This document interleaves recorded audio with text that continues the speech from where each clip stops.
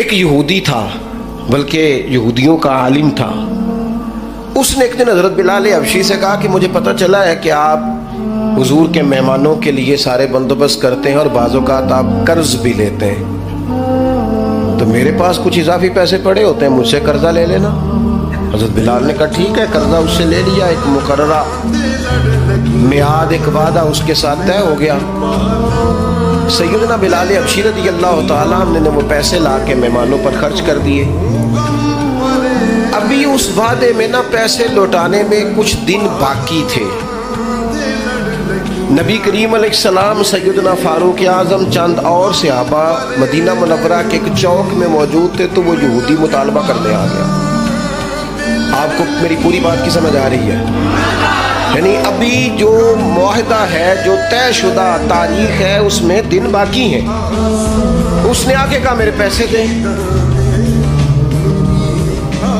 تو نبی پاک علیہ السلام نے فرمایا ابھی تو وعدے میں وقت باقی ہے. اس نے معاذ اللہ سخت باتیں کرنی شروع کر، سخت. اب آپ کے پاس دلیل بھی ہو، آپ سچے بھی ہوں، وعدے میں ٹائم بھی ہو، تو کسی کی سخت بات سنی جاتی ہے. اور جہاں وہی بات آئے گا تو دیکھی جائے گی تیری اتنی ضرورت. اب جب اس نے سخت بات کی تو سیدنا عمر فاروق نے تلوار پہ ہاتھ رکھا. حضرت عمر ہے نا، شیر ہے نا اللہ رسول کے، ہاتھ رکھا تلوار پر. نبی پاک علیہ السلام نے فرمایا عمر جلدی نہ کر. بڑی بردباری سے، حلیمی سے، اطمینان سے، سکون سے. حضور فرمانے لگے عمر اس نے پیسے لینے ہیں، وہ مطالبہ کر سکتا ہے، تمہیں چاہیے تھا کہ تم اسے کہتے ذرا نرمی کر، مجھے کہتے پیسے ادا کر دو.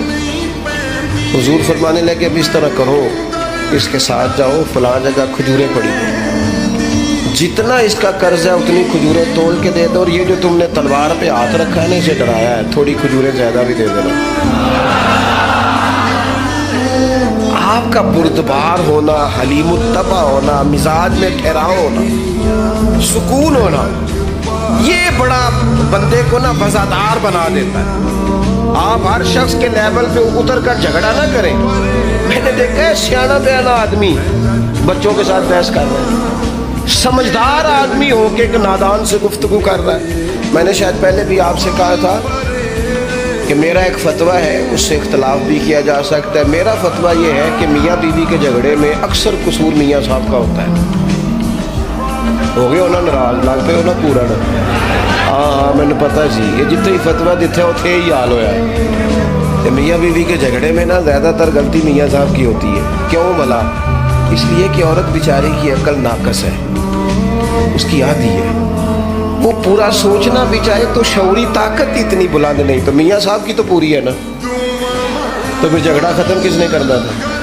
تو جی میاں صاحب آ کر تینوں آج ٹھیک کر کے چھٹ گئے، تو یہ تو غلط بات ہے نا بھائی. آپ یہ دیکھیں کہ اللہ تبارک و تعالیٰ نے مرد کو عورت پر افسر بنایا ہے. آپ کو چاہیے تھا آپ کا حوصلہ بھی بڑا ہوتا، آپ دلیر ہوتے، بڑی ساری غلطیاں درگزر کرتے، محبت کا لہجہ اختیار کرتے. آپ کو یہ حق حاصل نہیں تھا کہ آپ بے جا سختی کرتے. آپ کی توجہ ہے میری بات پر؟ نبی پاک صلی اللہ تعالیٰ علیہ وسلم نے کمال بردباری کے ساتھ فرمایا کچھ زیادہ بھی. حضرت عمر ساتھ لے گئے، کھجوریں تول تول کے دی. حضرت عمر کہتے ہیں اب حضور کا حکم تھا تھوڑی زیادہ بھی دی،